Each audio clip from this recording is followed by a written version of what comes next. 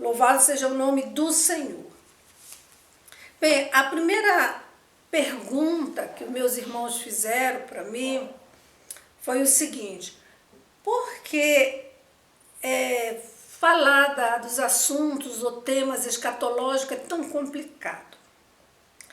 Então, nós separamos alguns pontos que nós queremos falar com os irmãos e depois nós estaremos respondendo uma segunda pergunta que foi feita também, a questão se realmente somos ou não somos a geração do arrebatamento. A pessoa frisou, dizendo que eu já havia falado, mas que ela gostaria que eu repetisse e que aprofundasse um pouco mais. Então vamos para a escatologia. O que é escatologia? Nós sabemos que a escatologia é o estudo das últimas coisas. E nós vemos que a cadeia doutrinária da fé cristã, ela está embasada, está alicerçada em 3 princípios. E isso é muito importante nós sabermos. Primeiro, o princípio dos ensinamentos fáceis. O que são os ensinamentos fáceis? Ensinamentos da Bíblia, que nós temos maior facilidade de entendimento. Por exemplo, o plano de salvação, plano salvífico. Lá em Atos 16:31 nos fala, diz o seguinte para nós: responderam-lhe, crê no Senhor Jesus e serás salvo tu e tua casa. Então, quando nós estudamos assuntos relacionados à salvação, nós temos maior facilidade de aprender, porque é um princípio de ensinamentos fáceis. Depois disso, nós temos o segundo alicerce, a segunda parte que vai trazer ou abrir a nossa mente a questão dos ensinamentos de Deus. O segundo é o princípio dos ensinamentos intermediários, ou aqueles que são menos fáceis. Por exemplo, nós podemos citar, quando nós estudamos a respeito dos dons espirituais. Quando nós estudamos os dons espirituais, aí nós aprendemos as determinadas regras,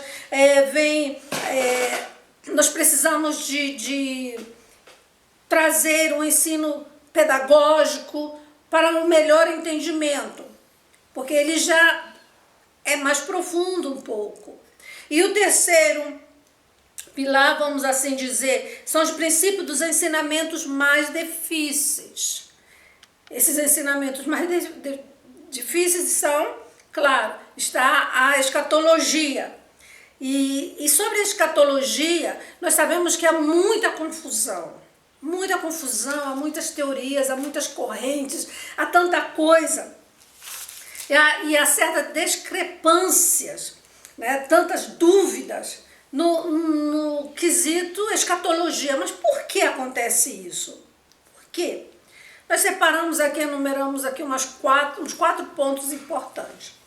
Primeiro, por que se dá ou por que existe tantas dúvidas no meio da escatologia ou quando nós estudamos a escatologia? Primeiro, a falta de afinidade com o Espírito Santo. Esse é o primeiro problema, a primeira dificuldade, Falta de dependência do Espírito Santo.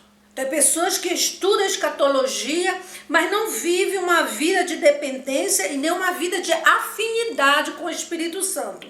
Nós sabemos que o Espírito Santo, ele é o interlocutor das vontades divinas. É ele que traz a revelação de Deus para a sua igreja.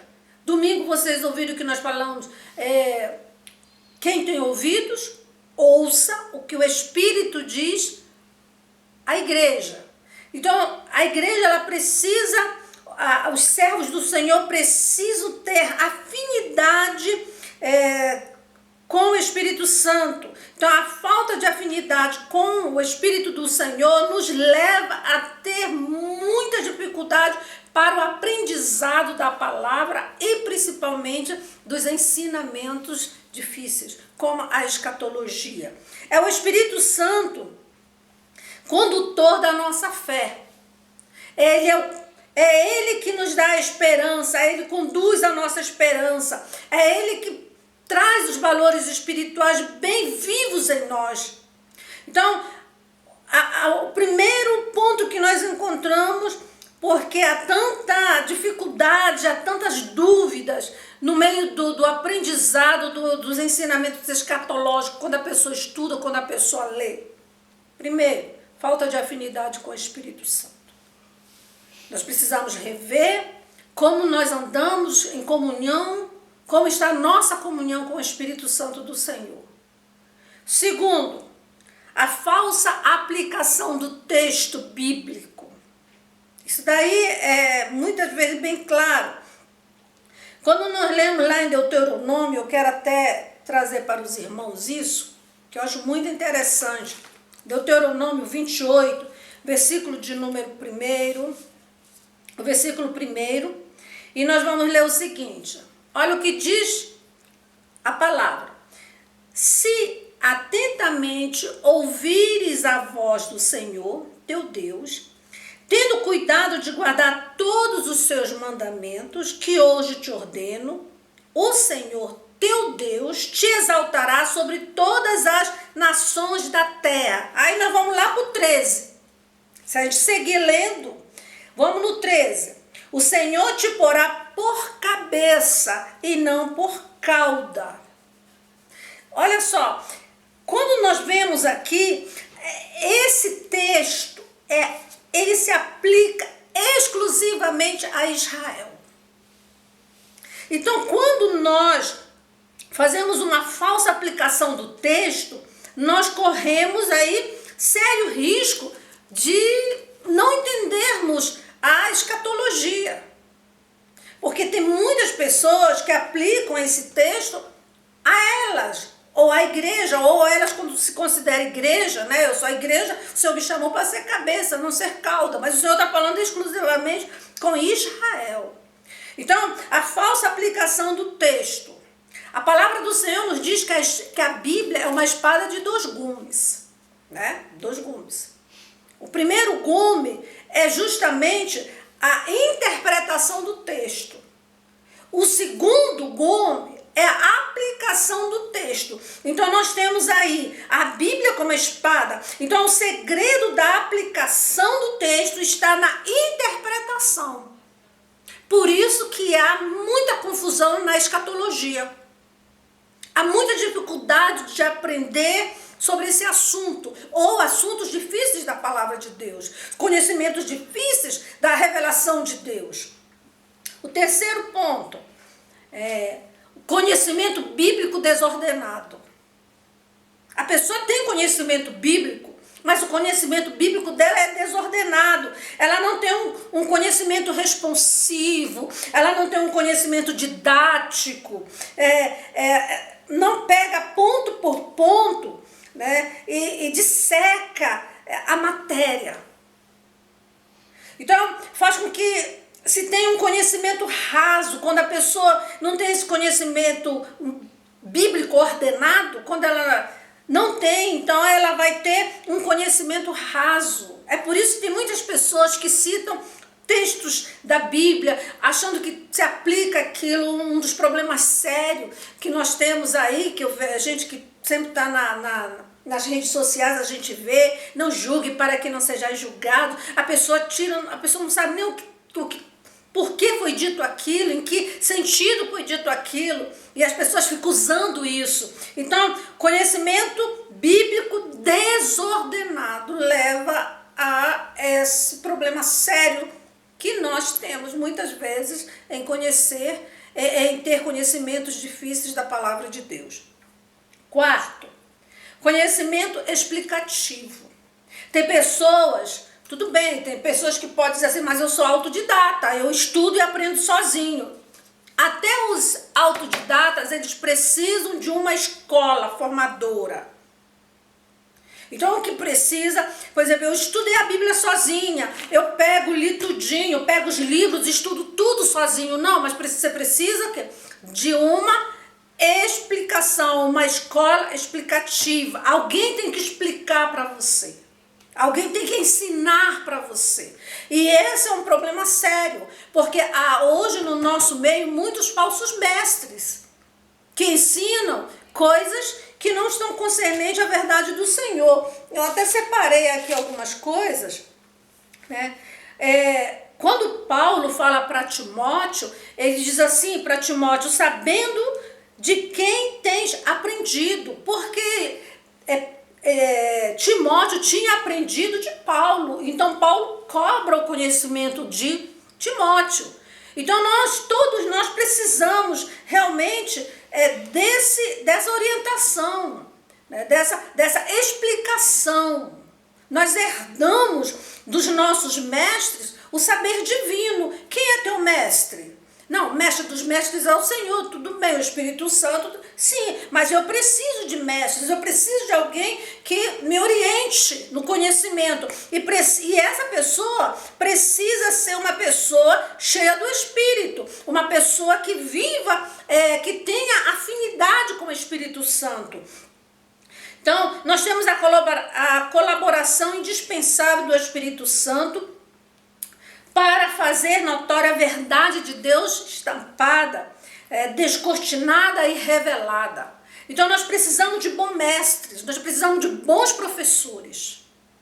Porque de ler a Bíblia, de conhecer, tem muitas pessoas aí, tem muitos mestres dentro das nossas igrejas. Mas quando você vai estudar mesmo, que você vê que há algo ainda faltando, muita coisa rasa ali, né? Então nós precisamos de bom mestre.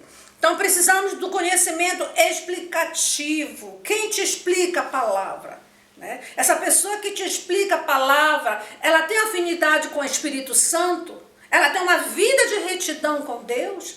Ela tem uma vida de comunhão com o Senhor? Ela vive os princípios bíblicos? Ela tem o cuidado de viver segundo aquilo que o Senhor nos manda? Nós precisamos ver isso. Ela defende a bandeira do Evangelho? Ela é cristocêntrica? Então são pontos que nós precisamos observar. Nós precisamos do conhecimento explicativo de alguém que nos ensine. Explique e faça notório esse saber divino, nesse assunto escatológico. Eu tive vários professores maravilhosos, bons mestres, bons conhecedores. Alguns deles já passaram para Cristo. E ainda aprendo com outros bons mestres que nós temos ainda, e louvo a Deus porque eles ainda estão vivos, porque eu aprendo com eles. Então nós precisamos de pessoas que nos expliquem. Então eu preciso do conhecimento explicativo. Então nós vemos aqui 4 pontos que são importantíssimos para que eu entenda a escatologia. Se eu não tiver esses 4 pontos, eu tenho dificuldade, eu vou ter uma enorme dificuldade, vou confundir todas as coisas. Estão entendendo? Primeiro, falta de afinidade com o Espírito Santo do Senhor. Falta de dependência do Espírito de Deus. Segundo, a falsa aplicação do texto. Terceiro, conhecimento bíblico desordenado. Tem gente que, já falei, estuda, mas de forma desordenada, vai pegando só textos que lhe convém, não consegue estudar todo um contexto. E por último, conhecimento explicativo. Alguém, mestre de Deus, que explique essa palavra. Amém? Glória a Deus. Era essa primeira pergunta que fizeram para mim. Por que é tão difícil estudar a escatologia? Então, amados, nós espero ter respondido, né? Se qualquer coisa não alcancei, não era isso que você estava esperando como resposta, você pode entrar em contato e nós vamos conversando mais ainda, vamos nos aprofundando. Mas foi muito boa a sua pergunta, porque acredito que essa é a dúvida de muitos irmãos e já alcança mais pessoas. A outra pergunta que nos foi feita foi se esta geração irá testemunhar o retorno de Jesus Cristo. Vamos lá para Mateus 24, 34. Vamos lá, Mateus 24, 34. É a parábola da figueira. o Senhor vem dizendo, aprendei, pois, a parábola da figueira, quando já os seus ramos, isso nós já conhecemos, né? Se renovam e as folhas brotam, sabeis que está próximo o verão. Olha, se você tem a capacidade de discernir, ou de entender, ou de compreender que já está brotando, já o verão se aproxima, não é isso? Quando as andorinhas começam aí a voar, quando o verão já se aproxima, então ele diz assim também vós, façam a mesma coisa, olha, compreendam. Quando vir de todas estas coisas, saber que está próximo às portas, quer dizer, está próximo do arrebatamento, de arrebatar a igreja. Aí ele diz no 34, em verdade vos digo que não passará esta geração sem que tudo isto aconteça. Né? Essa é a palavra do Senhor. E muitas vezes nós ficamos assim, nossa, mas já se passaram tantas gerações e nada. Não, ele está falando da geração que viria quem? Israel. A figueira é a figura de Israel. Jesus é a videira verdadeira. A figura de Cristo é a videira. A figura de Israel é a figueira. Então, a parábola, quando já os seus ramos se renovam e as suas folhas brotam, quer dizer, a Israel, nós vimos aí no estudo passado, que 14 de maio de 1948, Israel surge como Estado, se transforma como nação. E nós vemos aí, em janeiro de 1967, o povo voltando todos para Israel, né, de todas as partes do mundo. Então o Senhor diz, olha, não passará esta geração sem que isso aconteça. Que é a geração? A geração de Israel. A geração do florescimento de Israel. Uma geração 80 anos. Israel está com 70, 48 para 2000, são quantos anos? É em 72? Nem sei fazer conta. Não, 62. 8 e 2, 10, 6 e 4, 10. Não. Depois eu faço as contas. 2000 para 1948. Tá quantos anos aí? 2? Não. 52.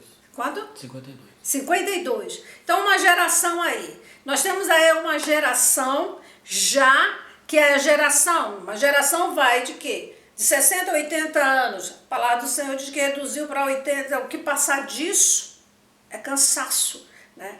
Então, uma geração. Essa geração é que está aqui. Nós estamos dentro desse período. Mas existe todo um cenário geopolítico aí apontando que Jesus está voltando. Né? Hoje nós vemos que Israel está se tornando cabeça das nações. E ela vai se firmar ainda como cabeça das nações no milênio. Já falei para vocês que Jerusalém, ela vai voltar a ser a capital de Israel. E vai ser a capital aonde, o lugar aonde, onde Cristo, vai ter o templo, onde Cristo vai lá sentar a governar nos 3 últimos anos e meio, se achando o próprio Messias, se dizendo ser Deus.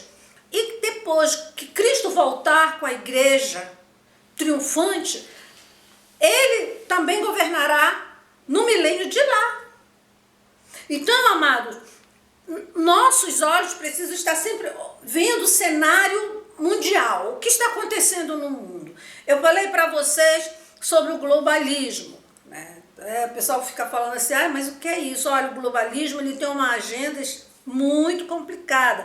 Eles defendem a ideologia de gênero, eles são a favor do aborto, eles são a favor da destruição da família. Que família? A família bíblica, a família judaica, cristã. Eles são a favor da anarquia, eles são a favor da divisão, homem contra mulher, do feminismo, essas coisas assim. Eles são quem?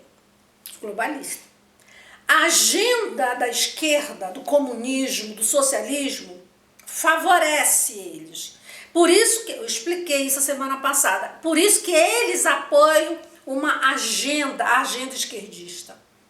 Por isso que eles são contra todos aqueles que são a favor da família, que são a favor, que levantam a bandeira de Deus, porque eles são ateus, eles não creem em Deus. Então, tudo isso, amados, nós precisamos estar observando. Está tudo aí, ó.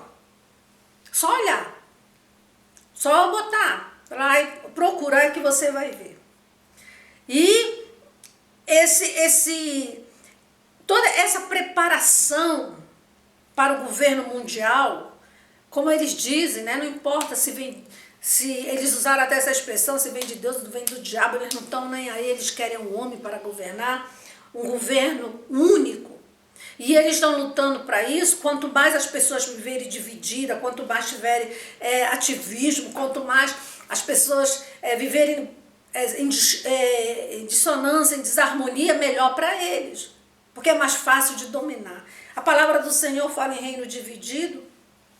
Como é que vai vencer? Por isso que a igreja do Senhor, ela precisa permanecer unida. Por isso que o Senhor fala da unidade. A igreja do Senhor precisa ser unida. E para isso, nós precisamos conhecer a palavra de Deus. Nós precisamos conhecer a verdade de Deus. Eu não posso, amados, olhando com olhar bíblico e olhando conforme a lente de Deus, a lente divina, eu não posso ser a favor de quem é a favor do aborto. Eu não devo ser a favor de quem está contra o meu Deus, porque o meu Deus é contra isso. Também, quanto à ideologia de gênero, a palavra do Senhor é clara. Deus fez homem e mulher, macho e fêmea, ponto final, acabou. O que passar disso é pensamento do homem, é pensamento do mal, é pensamento maligno. A palavra do Senhor diz, o espírito do anticristo está aí. O que é o espírito do anticristo? São esses pensamentos, são essas filosofias que vêm adentrando o mundo. E, irmãos, se vocês observarem, o mundo está praticamente envolvido com essas ideologias. E não é só o mundo, a igreja do Senhor.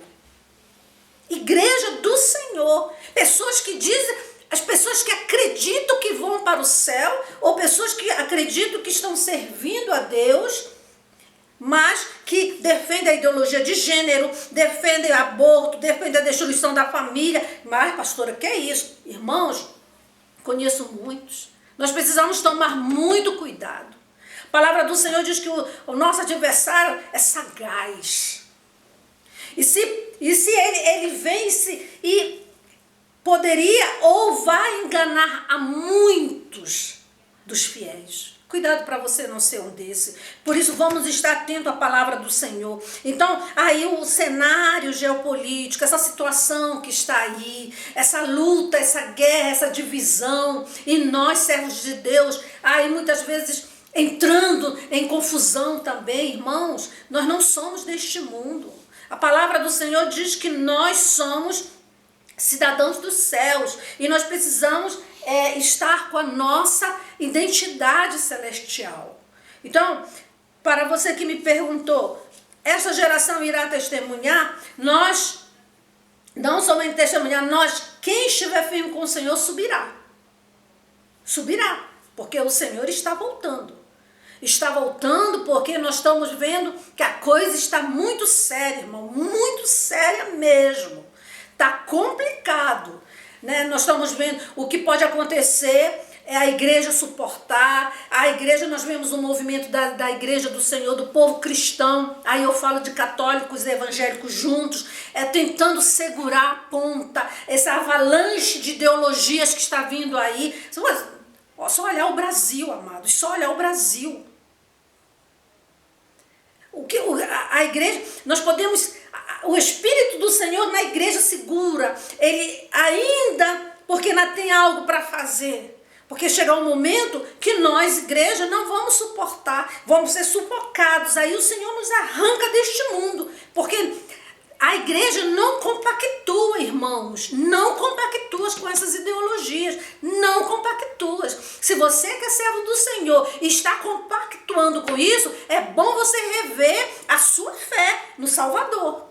Está no momento de você rever o seu conceito de cristão, a olho da palavra, à luz da palavra do Senhor. Então vamos tomar cuidado com isso. ok? Nós vimos aí que o globalismo, o globalistas aí, eles financiam a esquerda por agenda ser igual, então eles querem pegar um povo para se tornar escravo. Irmão, nós não precisamos ir muito longe. O domínio, isso que nós estamos vendo, o que acontece nos países comunistas como a China, como a própria Coreia, é o que vai acontecer quando o anticristo estiver governando, ok? É a mesma coisa, só que geral. As nações terão que se submeter a ele. Ele vai ser autoritarista, ele vai mandar e desmandar. E se você não fizer o que ele quer, você vai morrer. Só isso, né? Vai ser extirpado da terra. É isso que ele vai fazer. Então, nós somos essa geração? Somos. Vamos ver o anticristo? Vamos ver não a manifestação dele, de oprimir a igreja, mas nós vamos ver e podemos reconhecer, porque o Espírito Santo do Senhor nos dá o discernimento. Podemos reconhecer quem será aquele que vai coordenar, aquele que vai mandar nesse mundo. Então, a palavra do Senhor, o Espírito diz às igrejas, quem tem ouvido, ouça o que o Espírito diz à igreja, ou às igrejas, palavra para as igrejas da Ásia. Então, respondendo aí, meu amado, que me perguntou, Mateus 24:34, ele diz que não passará esta geração sem que tudo isto aconteça, sem que tudo isto aconteça. Aconteceu o quê? A figueira florescer. Ele está falando da figueira, a figueira florescer. O quê? Ela aí, os acontecimentos da preparação para o final das coisas. E o Senhor voltará para nos buscar. Nós não passaremos pela grande tribulação. Não passaremos, porque essa é uma promessa do Senhor. Lá em Apocalipse capítulo 3. Fala sobre isso. Então, porque a tribulação, ou grande tribulação, porque é dividida em tribulação, 3 anos e meio, grande tribulação, para uns 3 anos e meio, é esse período de 7 anos, isso é juízo de Deus para quem? Para os gentios, e para os judeus, conserto. Para nós, glória. Entenderam? Lembra que eu falei que Deus olha o mundo, divide a humanidade em 3 grupos? Gentios, judeus e igreja? Pois é, a grande tribulação, a GT, é para juízo dos gentios. O Senhor vem com juízo. Para conserto dos judeus, para consertar os judeus, eles se arrependerem e clamar pedindo que o Messias venha, o Messias verdadeiro, e para nós, igreja, o quê? A glória. Estaremos na glória, na boda do Cordeiro. Por isso nós não estaremos aqui, porque o Senhor não vai tratar conosco na grande tribulação. Nós estaremos com Cristo na glória. Louvado seja o nome do Senhor. Promessa maravilhosa. Amém? Espero ter respondido a sua pergunta. E que o Senhor nos ajude e nos abençoe. Amém? Agora vamos lá para os desafios. Entendido? Se tiverem alguma dúvida, depois vocês colocam aí para mim, mandam. Assim como tem alguns irmãos que gostam de conversar comigo, eles sempre estão perguntando, a gente sempre está conversando sobre esses temas. Sobre os desafios, né? Os desafios que nós podemos... Nós vimos na vez anterior, nós vimos aí, o desafio da fidelidade e da integridade. Nós, como igreja, precisamos nos manter fiel e íntegros.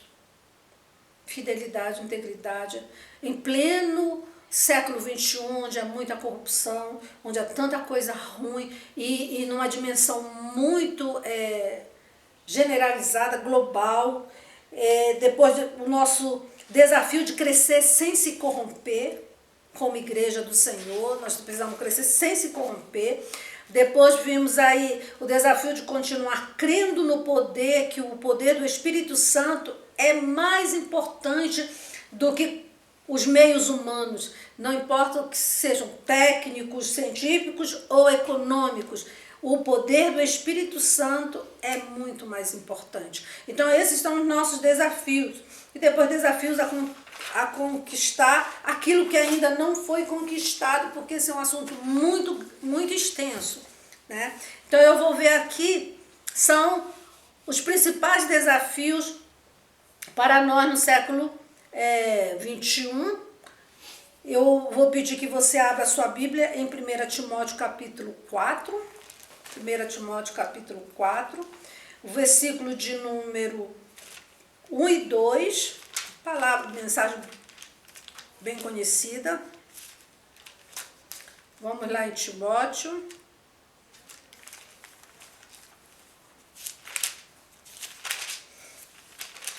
Timóteo 4, 1 e 2. E depois nós vamos para 2 Timóteo 4, 3 e 4. Mas primeiro vamos ler 1 Timóteo 4, 1 e 2. Diz assim a palavra do Senhor. Ora, o Espírito afirma expressamente que nos últimos tempos alguns apostatarão da fé por obedecerem a espíritos enganadores e a ensinos de demônios, pela hipocrisia dos que falam mentiras e que têm cauterizada a própria consciência. A apostasia nos últimos tempos. Paulo descreve esses últimos tempos como tempos difíceis. E olha que o tempo que Paulo estava vivendo não era um tempo fácil para a igreja, era um tempo difícil.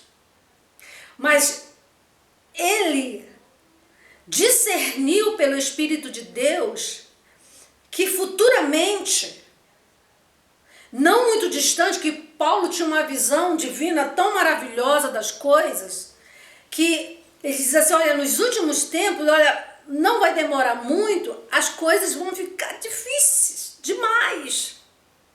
Então ele aconselha Timóteo.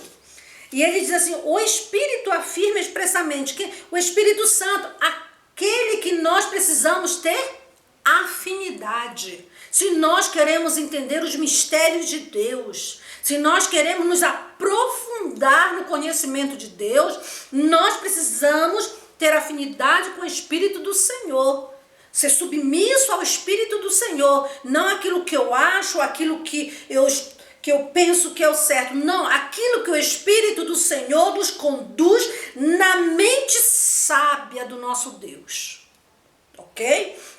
Então, ele afirma expressamente que nos últimos tempos depois que Cristo subiu, é considerado últimos tempos. Nós estamos em tempos finalíssimos, que é agora. Então ele diz que alguns apostatarão da fé. Mas ele não diz que esses que vão apostatar da fé, todos vão sair da igreja, vão abandonar a igreja. Muitos ficarão na igreja. Esse é o problema. E diz que eles vão apostatar da fé porque obedecem a espíritos enganadores. Espíritos enganadores são ideias enganadoras. Sabe? Ensinos de demônios são coisas... Por que são ensinos de demônio? As pessoas pensam assim, não, ensino de demônio é porque a gente vai cultuar o demônio. Não, não é isso, não. São coisas que fogem dos princípios de Deus. Como nós vemos aqui na agenda globalista. Isso são ensinos, são princípios do mal, princípios do demônio, porque estão fora dos princípios de Deus. Ferem, vão contra a santidade do nosso Deus. Aquilo que Deus ensinou, aquilo que Ele deixou na sua palavra. Então, ele vem trazendo isso para o jovem pastor Timóteo e para nós, irmãos, isso é um grande desafio. Oh, irmãos, vocês não têm ideia. Vocês não têm ideia de quantas pessoas que existem por aí, crentes, que usam a Bíblia, pensamentos com espíritos enganadores. Um dia a gente ainda vai conversar sobre isso, se Deus quiser. Para 2 Timóteo capítulo 4, versículo 3 e 4, que são referências, nós vamos casar esses dois temas, esses dois assuntos, que é na verdade o mesmo. Ele diz assim: pois haverá tempo em que não suportarão a sã doutrina, pelo contrário, cercar-se-ão de mestres, segundo as suas próprias cobiças, como sentindo coceira nos ouvidos. Quem? Os incrédulos?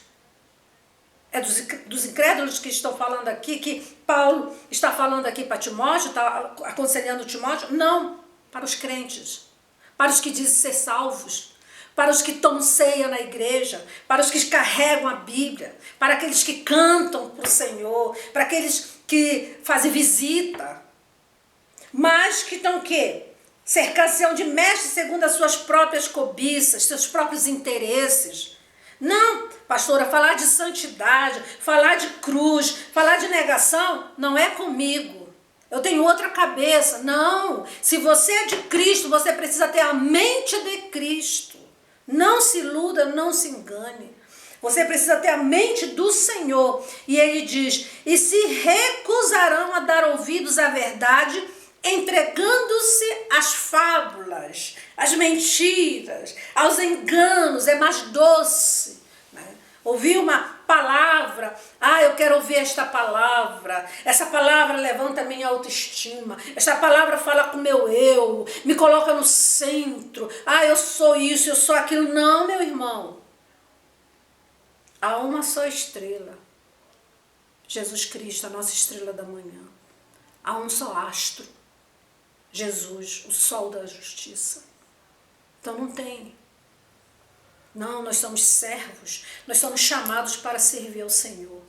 Há um Deus no céu, há um Senhor eterno, há o Senhor da glória. Então nós precisamos ver, são desafios, nós precisamos entender que o nosso desafio, como igreja que está vivendo um momento para o arrebatamento. Olha, eu estava lendo sobre os globalistas.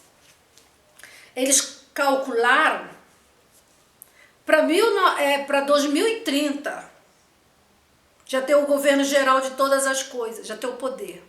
2030 é daqui a 10 anos. Daqui a 10 anos eu vou estar com 70 e poucos anos, irmãos. Não estou nova. Não estou fazendo a obra se Jesus não me chamar. Não vou estar firme, trabalhando para o Senhor. Daqui a 10 anos. Para quem tem 20 anos, daqui a 30 anos. Para quem tem 10 anos, vai estar com 20 anos. Quem tem 4 anos, vai estar com 14 anos. Irmão, não está longe não. Você acha que o Senhor permitiu que essa pandemia chegasse do jeito que chegou?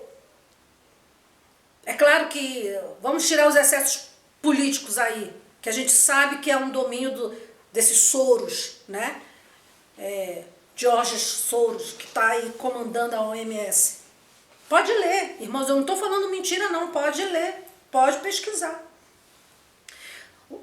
E ele fica calculando para 2030 já ter a moeda, já ter o sistema, compra e vende só quem tem o sinal, que ele chama de chip. Vai ter só uma religião, vão fundir todas numa só. Irmãos, é para 2030. Não é para 2060, não é para o ano 2100, não. É para 2030. E outra coisa que eu quero falar aqui para os meus irmãos. Não quero assustar vocês, não. Porque crente que crê em Jesus Cristo não se assusta. Porque conhece a palavra e sabe que está se cumprindo. Porque nós, por exemplo, essa pandemia que veio, que chegou do jeito que chegou, é para trazer o Senhor usando isso em prol. Aconteceu. fizeram isso, se é laboratorial, se não é, não, alguém teve má intenções quanto a isso. Mas Deus, Ele é tão maravilhoso, Ele é tão maravilhoso, que Ele pegou essa situação e disse assim, ah é? Vocês querem fazer isso, mas eu vou fazer isso com a minha igreja. E botou a igreja para orar. A igreja do Senhor espalhada neste mundo. Quem é crente de verdade, em vez de estar fazendo fofoca, fazendo confusão, está orando, está buscando ao Senhor. Irmão, nós estamos num grupo de oração de madrugada. Nós oramos, choramos, clamamos a Deus, para que Deus possa reter mais um pouco, para a gente poder ganhar vidas para Jesus, para a gente poder ter os irmãos despertados, os irmãos voltados para Cristo. Isso é muito sério. Tem muito crente dentro da igreja desviado, afastado do Senhor e não sabem. Não tem consciência disso. Muita gente orando. Muito crente orando. Muito homem de Deus, muitas mulheres de Deus orando. Clamando, implorando, chorando, para que Deus tenha misericórdia da sua igreja. Aí Deus vai trabalhando, vai trazer esse avivar, esse despertar. Aí eles queriam impor 2030, eles vão ter que esperar com certeza mais um pouquinho, arrastar mais aí uns 10 anos, e nós vamos trabalhando, enquanto nós temos tempo, fôlego, porque vai chegar o tempo, irmãos, que nós não vamos conseguir, o Senhor vem e nos leva. Mas por enquanto, o Senhor está usando isso, e a igreja do Senhor é chamada para despertar. Por isso que Paulo diz, desperta tu que dormes. Então nós precisamos despertar, porque nos últimos dias, a apostasia dos últimos tempos estava aí, nós vemos aí também a questão que nós crentes não queremos ouvir a palavra de Deus como ela é, e achamos que de qualquer jeito vamos para o céu, irmão, nós corremos sério risco de ficarmos. Então vamos estar vigilantes, vamos observar a palavra, vamos viver sobre os princípios. Tem coisas que a gente assim, mas eu penso desse jeito. Irmão, não é como você pensa, é como Deus quer. Não é como, mas eu acho, não é como você acha, é como Deus designou. Não tem como eu acho, como eu penso. Para Deus, Ele é rei, Ele é Senhor. Ou Ele é o Senhor absoluto. É Ele e acabou. Não tem esse negócio, não, mas eu penso isso, sabe, Senhor? Eu vejo assim que a tua palavra aqui poderia assim amenizar um pouco para mim, porque eu penso desse jeito. Não. Por isso que Ele diz, se tu fores infiel, Ele permanece fiel, que é a sua palavra. Não tem como Ele mudar, ok? E no capítulo 3 de 2 Timóteo, ele diz assim, sabe, porém, isto, nos últimos dias sobrevirão tempos difíceis. Nosso tempo, esse é um grande desafio nosso, né? Reconectou aqui. Nos últimos dias sobrevirão tempos difíceis. Diz a palavra do Senhor, tempos difíceis. Pois os homens serão o quê? Irmãos, essas aqui são as características. Característica vem de caráter.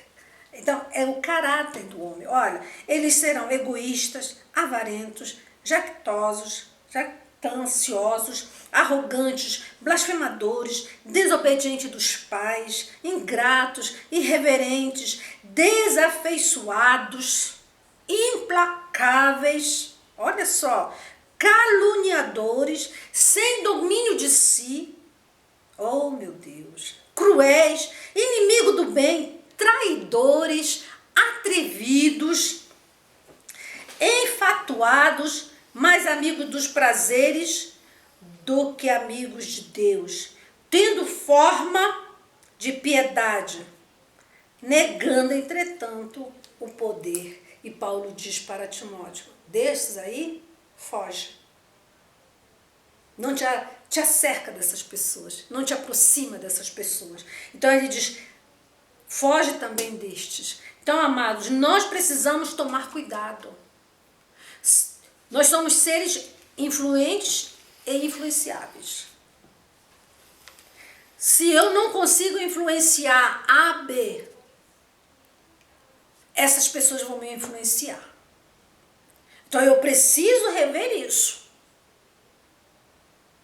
Se eu consigo me manter, como diz a palavra do Senhor, puro, em convívio com algumas pessoas, que eu seja luz, que eu brilhe mesmo, que não arrede o pé nem para a direita nem para a esquerda, mas que eu fique firme no Senhor, crendo, fazendo com que a minha luz brilhe cada vez mais no meu Deus. Então, amados, nós precisamos, esses são desafios da igreja.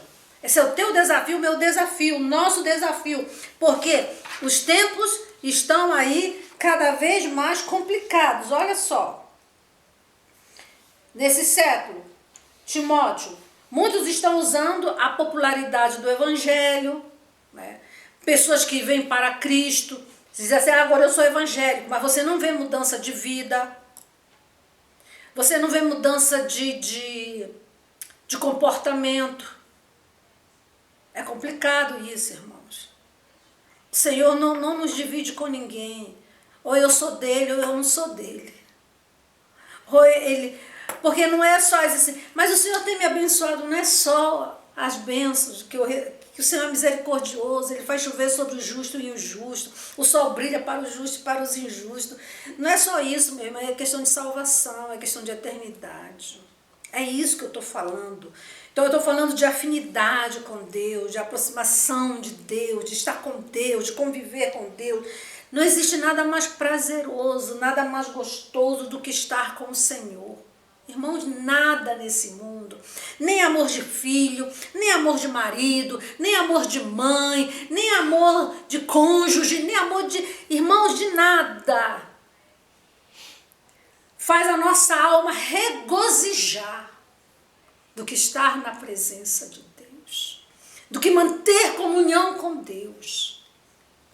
Ah, se não for ao Senhor, diz o salmista, que seria de nós? Ah, se não for ao Senhor cuidar de nós. Então, amados, vamos prestar atenção. Esses são desafios.